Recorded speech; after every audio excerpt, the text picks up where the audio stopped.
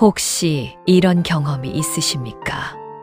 조금만 더 가지면 마음이 편해질 것 같다는 생각. 집이 조금만 더 크면, 통장에 돈이 조금만 더 쌓이면, 친구보다 조금만 더 잘 살면, 그때는 진짜 마음이 놓일 것 같다는 그 느낌. 그럼 혹시 이런 밤이 있으십니까? 분명히 잘못한 것도 없는데, 자려고 누우면 가슴 어딘가가 답답하고, 이유도 모르게 눈물이 차오르는 밤. 열심히 살아왔는데, 왜 마음은 늘 이렇게 허전한 걸까? 왜 가질수록 더 불안한 걸까? 이상하게도 막상 그것을 손에 쥐고 나면 편해지지 않습니다. 오히려 더 불안해집니다. 더 가지고 싶어집니다. 마치 바닷물을 마시면 마실수록 더 목이 마르듯이. 왜 이런 일이 생기는 걸까요? 오늘은 바로 그 이야기를 하려고 합니다. 욕심이 우리 마음 속에서 어떤 일을 하는지, 그리고 그 욕심 때문에 우리가 얼마나 오랫동안, 얼마나 쓸데없이 고통받아 왔는지. 부처님께서는 이 문제를 2500년 전에 이미 정확하게 보셨습니다. 그리고 그 답도 남겨주셨습니다. 지금부터 그 가르침을 함께 천천히 따라가 보겠습니다. 서두르지 않아도 됩니다. 편안하게 앉아서 오늘 이 시간만큼은 자신의 마음을 들여다보는 시간으로 써주십시오. 살면서 한 번쯤은 이런 이야기가 필요한 날이 있습니다. 오늘이 그런 날이셨다면 구독, 좋아요 한 번씩 눌러주시기 바랍니다. 혼자 보기 아깝다 싶으시면 주변 분들께도 전해주십시오. 살아오면서 이런 순간들이 있었을 겁니다. 50이 넘어서 문득 통장을 들여다보는데 숫자가 생각보다 적습니다. 젊었을 때는 이 나이쯤 되면 여유롭게 살 줄 알았는데 막상 이 나이가 되고 보니 노후 걱정이 이제야 시작됩니다. 자식들한테 손 벌리기는 싫고 몸은 예전 같지 않고 아직 몇십 년을 더 살아야 하는데 돈이 버텨줄까 걱정이 됩니다. 그래서 조금이라도 더 모아야겠다는 생각에 허리띠를 졸라맵니다. 먹고 싶은 것도 참고 가고 싶은 곳도 포기하고 오로지 아끼고 또 아낍니다. 그런데도 마음은 편해지지 않습니다. 숫자가 조금 늘면 그때는 조금 더 늘어야 안심이 되고 그것도 늘면 또 더 필요한 것 같습니다. 이 불안의 끝이 어딘지 모르겠습니다. 또 이런 경험도 있으실 겁니다. 오랜만에 동창 모임에 나갔다가 예전 친구가 큰 아파트로 이사했다는 이야기를 들었습니다. 퇴직 후에 작은 사업을 시작해서 잘 된다는 이야기도 들었습니다. 집에 돌아오는 길에 괜히 마음이 무거워집니다. 내 삶이 잘못된 것은 아닌데 그 친구와 비교가 되니 갑자기 내 삶이 초라하게 느껴집니다. 자기 전에 이런 생각이 듭니다. 나는 왜 저렇게 못 살았을까? 이 마음 낯설지 않으실 겁니다. 아니면 이런 경우도 있습니다. 자식이 잘 되기를 바라는 마음, 남들 자식보다 조금 더 잘 되기를 바라는 마음, 자식이 좋은 직장에 들어갔다고 하면 잠깐 기쁜데 그 친구 자식은 더 좋은 데 들어갔다는 이야기를 들으면 다시 그 기쁨이 흐릿해집니다. 이게 무슨 감정인지 스스로도 이해하기 어렵습니다. 욕심이라고 하기에는 너무 인간적인 마음들입니다. 잘못된 것도 아닙니다. 누구나 다 이런 마음을 품고 삽니다. 그런데 부처님께서는 바로 이 마음에 대해 이렇게 말씀하셨습니다. 이 마음이 괴로움의 씨앗이다. 왜 그런지 지금부터 조금 더 깊이 들어가 보겠습니다. 불교에서 욕심을 말할 때 쓰는 단어가 있습니다. 바로 탐입니다. 탐은 단순히 뭔가를 원하는 마음이 아닙니다. 탐은 더 가져야 한다. 이것으로는 부족하다. 저것이 있어야 나는 완전해진다는 마음입니다.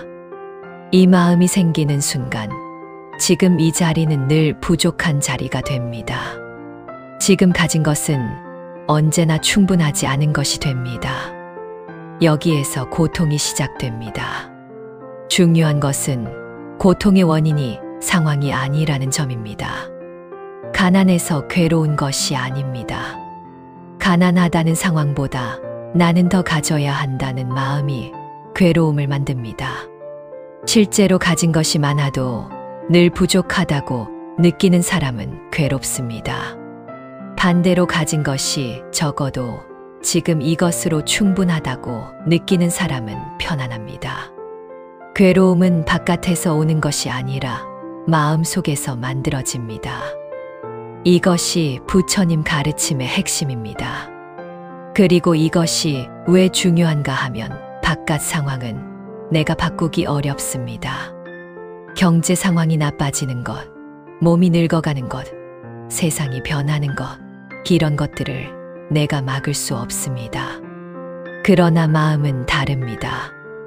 마음은 내가 훈련할 수 있습니다. 내가 들여다볼 수 있습니다. 내가 조금씩 바꿀 수 있습니다. 그래서 부처님은 평생 마음을 가르치셨습니다. 세상을 바꾸라고 가르치신 것이 아니라 마음을 보라고 가르치셨습니다. 첫 번째 가르침은 친구와 비교하며 괴로워한 사람의 이야기입니다. 경상도 어느 소도시에 사는 65세 남성의 이야기입니다. 그분을 정씨라고 부르겠습니다. 정씨는 30년 넘게 공무원으로 일하다가 몇 해 전에 정년퇴직을 했습니다. 크게 성공한 삶은 아니었지만 그래도 부끄럽지 않게 살아왔다고 스스로 생각했습니다. 자식 둘, 대학 보내고 작은 아파트 한 채 마련하고 아내와 오붓하게 노후를 보내는 그림을 그리고 있었습니다. 그런데 문제는 친구 김 씨였습니다. 김 씨는 정 씨와 고등학교 동창이었습니다. 젊을 때는 그저 그런 회사 다니던 친구였는데 40대 중반에 작은 건자재 사업을 시작해서 몇 년 만에 꽤 큰 돈을 벌었습니다. 요즘은 강남에 아파트가 있고 자식들은 다 전문직으로 자리 잡았으며 골프도 치고 해외여행도 자주 다닌다는 소문이 들려왔습니다. 처음에 정 씨는 별 생각 없었습니다. 친구가 잘 되면 좋은 일이라고 생각했습니다. 그런데 이상한 일이 생기기 시작했습니다. 동창 모임에 나갔다가 김 씨를 만나고 집에 돌아오면 가슴 어딘가가 무거웠습니다. 처음에는 왜 그런지 몰랐습니다. 그냥 피곤한가 보다 하고 넘겼습니다. 그런데 이 일이 반복됐습니다. 김 씨 이야기가 나오면 어딘가 불편했습니다. 식탁에서 아내가 김 씨는 이번에 제주도 간다던데 하고 말하면 밥맛이 없어졌습니다. 그러다 어느 날 밤 잠이 오지 않아서 천장을 바라보다가 정 씨는 처음으로 솔직하게 자신을 들여다봤습니다. 나는 지금 친구가 잘 사는 게 배 아픈 거구나. 그 생각이 드는 순간 얼굴이 화끈거렸습니다. 60평생을 살아온 사람이 친구 잘 되는 게 배 아파서 잠을 못 자고 있다는 사실이 너무 부끄러웠습니다. 그러나 부끄럽다고 해서 그 마음이 없어지지는 않았습니다. 오히려 부끄러움과 시기심이 섞여서 더 복잡해졌습니다. 정 씨는 이후로 김 씨가 나오는 모임을 피하기 시작했습니다. 그러면 편해질 줄 알았습니다. 그런데 피해봤자 소용없었습니다. 김 씨를 직접 보지 않아도 누군가 김 씨 이야기를 꺼내기만 하면 그 묵직한 감정이 올라왔습니다. 더 심각한 것은 따로 있었습니다. 김 씨 생각을 하다 보면 자연스럽게 자신의 삶 전체를 다시 평가하게 됐습니다. 내가 그때 공무원이 아니라 사업을 했더라면, 내가 그때 저 아파트를 샀더라면, 내가 그때 다른 선택을 했더라면, 이런 생각들이 꼬리에 꼬리를 물었습니다. 그리고 그 끝에는 항상 같은 결론이 기다리고 있었습니다. 나는 잘못 살았다. 30년 넘게 성실하게 일했고, 가족을 책임졌고, 아무도 해치지 않고 살아온 삶인데, 친구 한 명과 비교하는 것만으로 그 모든 것이 실패처럼 느껴졌습니다. 정 씨가 그 늪에서 빠져나오게 된 것은 우연한 계기였습니다. 어느 날 절에 갔다가 스님의 짧은 법문을 들었습니다. 스님은 이런 말씀을 하셨습니다. 남의 밭을 보느라 자신의 밭에 물 주는 것을 잊으면 결국 두 밭 다 황폐해집니다. 정 씨는 그 말을 듣는 순간 멈췄습니다. 집에 돌아오는 길 내내 그 말이 머릿속에서 떠나지 않았습니다. 그리고 그날 밤 오랜만에 자신의 삶을 처음부터 돌아봤습니다. 김 씨와 비교하기 전의 삶을. 아내가 아팠을 때 옆에 있어줬던 것, 아이들이 힘들 때 전화 한 통에 달려가던 것, 퇴근길에 들르던 작은 국밥집, 일요일 아침에 마시던 커피 한 잔. 이런 것들이 불현듯 떠올랐습니다. 작고 평범한 것들인데 그것들이 갑자기 소중하게 느껴졌습니다. 정 씨는 그날 이후로 조금씩 달라졌습니다. 여전히 가끔 비교하는 마음이 올라오지만 그 마음을 알아채는 속도가 빨라졌습니다. 그리고 그 마음이 올라올 때마다 스스로에게 물어보는 습관이 생겼습니다. 지금 나는 남의 밭을 보고 있는 건가? 내 밭을 보고 있는 건가? 정 씨의 이야기에서 우리는 중요한 것을 하나 발견합니다. 고통의 원인은 김 씨가 아니었습니다. 김 씨가 잘 사는 것 자체는 정 씨에게 아무런 해를 끼치지 않았습니다. 정 씨의 삶은 김 씨를 알기 전이나 후나 실제로는 달라진 게 없었습니다. 고통을 만든 것은 비교하는 마음이었습니다. 그 마음이 멀쩡한 삶을 실패한 삶으로 만들었습니다. 부처님께서는 법구경에서 이렇게 말씀하셨습니다. 모든 괴로움은 집착에서 비롯된다. 집착이란 무엇입니까? 어떤 것이 이래야 한다, 저래야 한다. 내가 이것을 가져야 한다. 나는 저 사람보다 나아야 한다. 이런 마음이 집착입니다. 이 마음이 채워지지 않을 때 괴로움이 생깁니다. 그런데 생각해보면 이 집착은 끝이 없습니다. 김 씨보다 잘 살고 싶다는 마음이 이루어지면 끝날까요? 그렇지 않습니다. 그때는 또 다른 누군가와 비교하게 됩니다. 더 잘 사는 사람은 언제나 있습니다. 비교의 대상이 사라지지 않는 한 비교로 인한 괴로움도 사라지지 않습니다. 이것이 부처님께서 말씀하신 핵심입니다. 욕망의 사다리에는 꼭대기가 없습니다. 한 칸 올라가면 위에 또 한 칸이 있습니다. 그 사다리를 오르는 것을 멈추지 않으면 평생 오르다가 끝납니다. 정작 지금 서 있는 이 자리의 아름다움은 한 번도 보지 못한 채로 부처님의 또 다른 말씀이 있습니다. 만족할 줄 아는 자는 가난해도 부유하고 만족할 줄 모르는 자는 부유해도 가난하다. 이 말씀이 처음에는 그냥 좋은 말처럼 들릴 수 있습니다. 그런데 삶을 오래 살아보신 분들은 이 말이 얼마나 정확한지 아실 겁니다. 실제로 주변을 돌아보면 가진 것이 많아도 늘 불안하고 불만족스러운 사람이 있습니다. 그리고 가진 것이 많지 않아도 늘 밝고 평온한 사람이 있습니다. 그 차이가 어디에서 오는지 이제는 아실 겁니다. 두 번째 가르침은 돈과 욕심 때문에 괴로웠던 사람의 이야기입니다.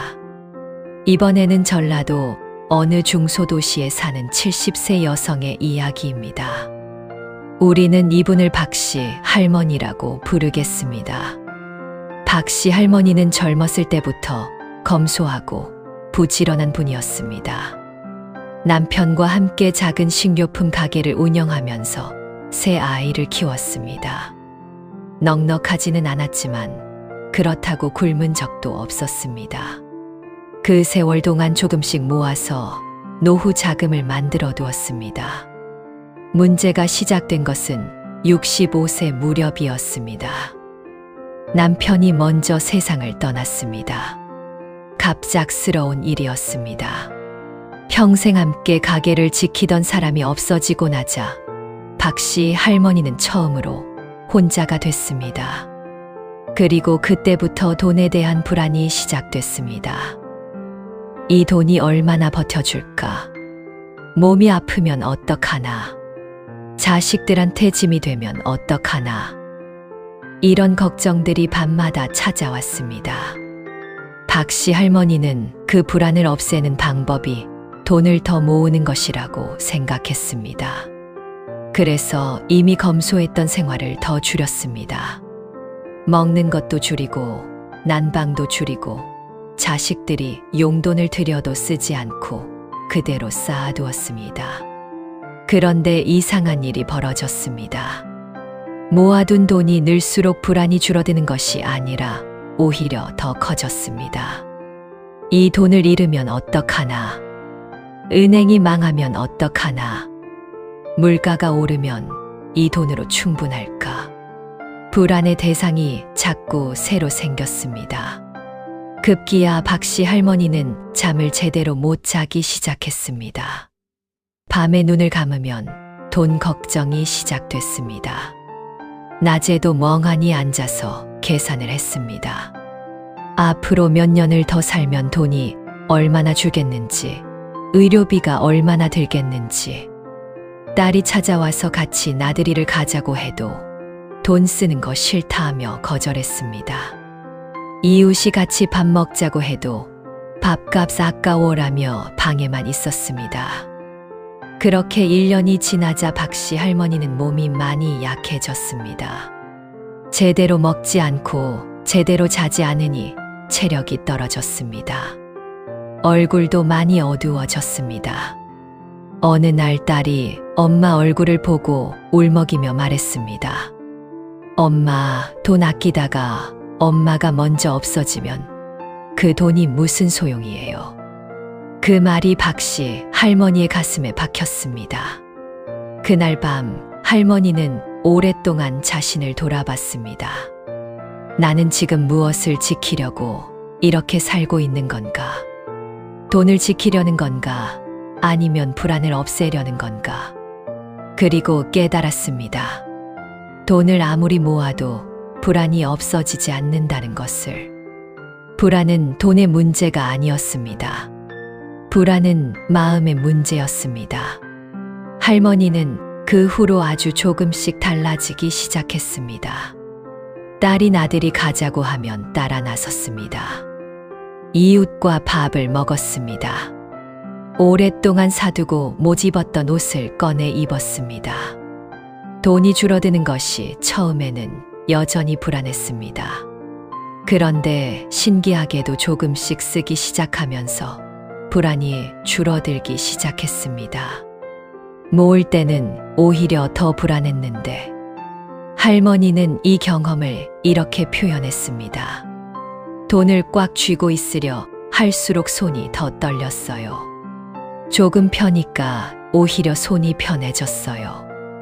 이 말이 욕심의 본질을 정확하게 담고 있습니다.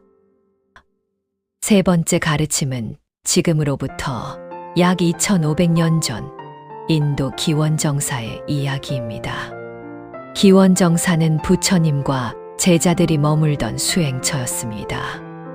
망고나무와 보리수가 우거진 곳에 소박한 방들이 있었고 이른 아침이면 새소리와 바람소리가 가득했습니다.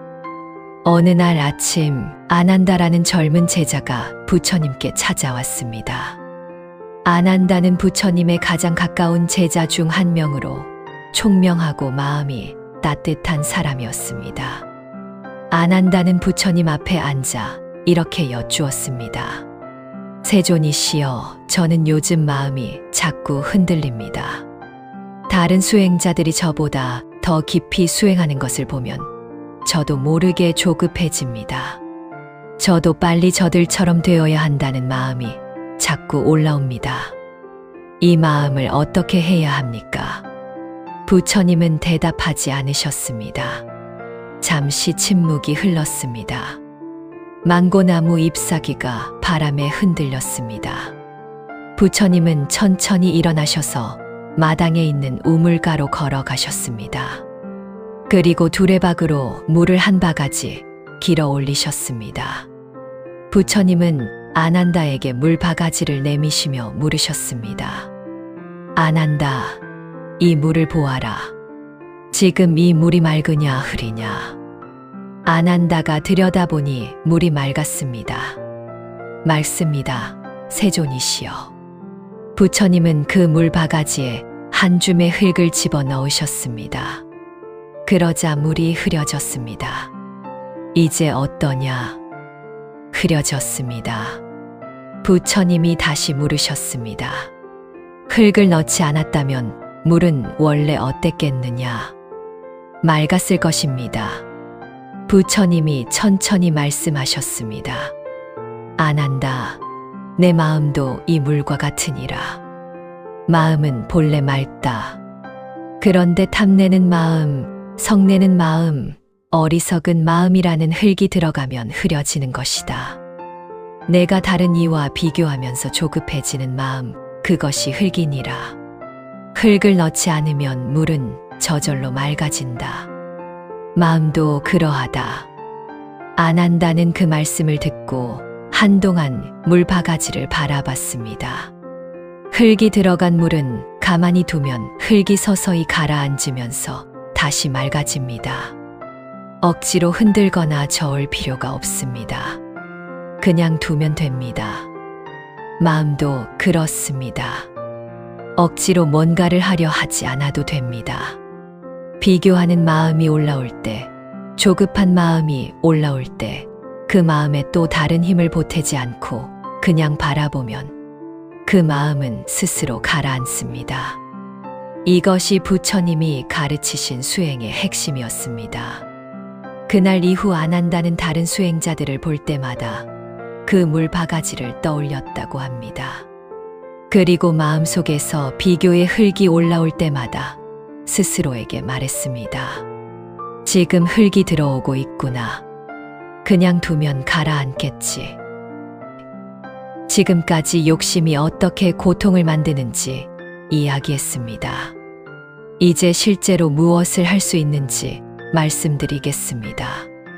거창한 것이 아닙니다. 일상에서 조금씩 실천할 수 있는 것들입니다. 첫 번째는 이미 가진 것을 눈으로 보는 연습을 하는 것입니다. 하루에 한 번 자신이 지금 가진 것들을 생각해 보는 시간을 갖는 것입니다. 거창한 것이 아니어도 됩니다. 오늘 아침에 밥을 먹었다. 눈을 뜰 수 있었다. 창문 밖에 햇빛이 들어왔다. 전화할 수 있는 사람이 있다. 이런 것들을 당연하게 여기다 보면 감사함을 잃게 됩니다. 그런데 잠깐이라도 이것이 있어서 다행이다라고 생각하면 마음의 무게가 달라집니다. 박씨 할머니가 달라지기 시작한 것도 딸과 함께 나들이를 나가면서 이렇게 걸을 수 있다는 게 참 다행이다라고 느꼈을 때부터였습니다. 두 번째는 비교의 대상을 바꾸는 연습을 하는 것입니다. 비교를 완전히 없애는 것은 쉽지 않습니다. 인간은 본능적으로 비교합니다. 그러나 비교의 대상을 바꾸는 것은 할 수 있습니다. 남과 비교하는 대신 어제의 나와 오늘의 나를 비교하는 것입니다. 어제보다 오늘 마음이 조금 더 편안한가? 어제보다 오늘 한 가지라도 더 감사한 것이 있었나? 어제보다 오늘 누군가에게 조금 더 따뜻하게 대했나? 이 비교는 나를 괴롭히지 않습니다. 오히려 나를 조금씩 나아가게 합니다. 세 번째는 하루에 한 번 내려놓는 연습을 하는 것입니다.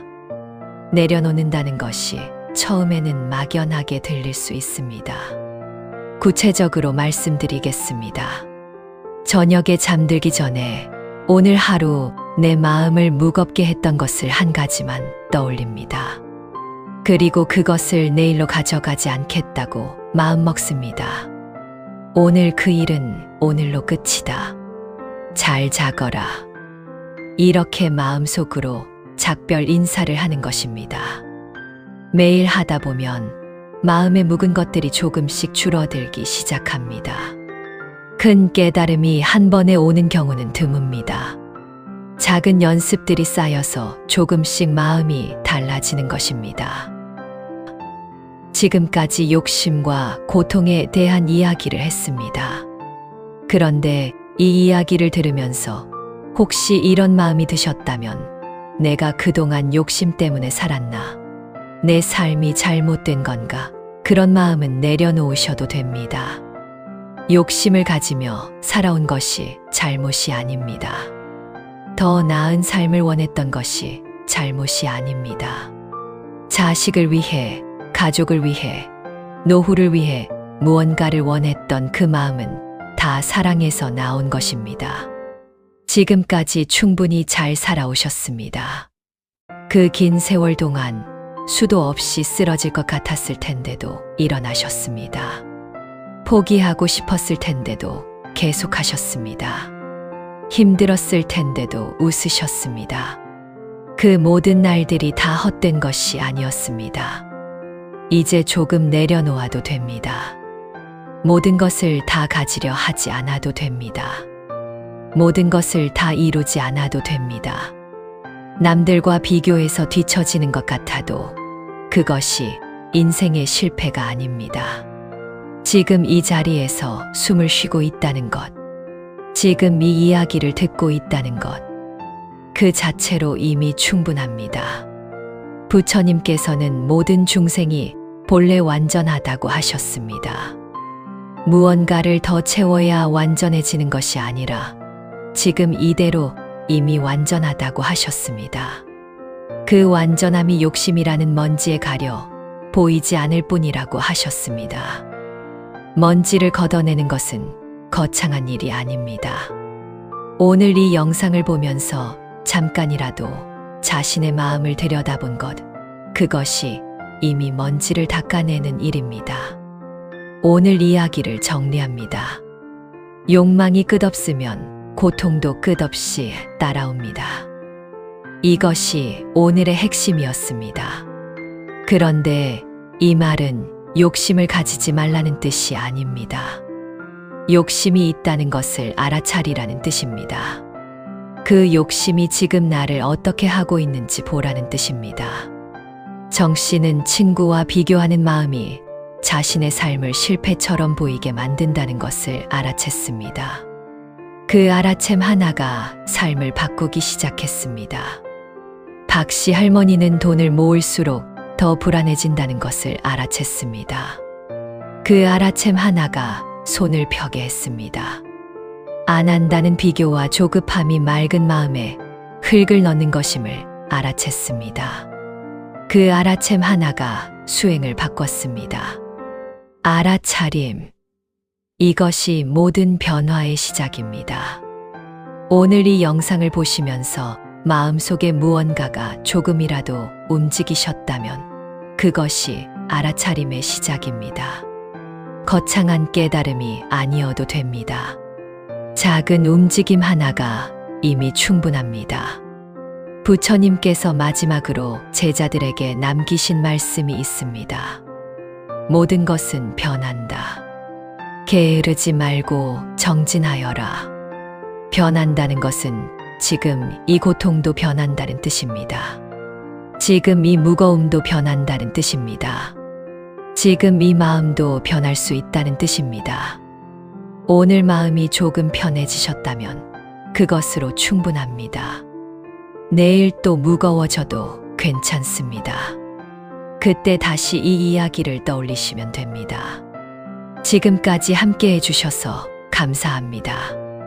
다음 영상에서도 부처님의 가르침과 함께 찾아오겠습니다. 지금까지 부처님 명언이었습니다.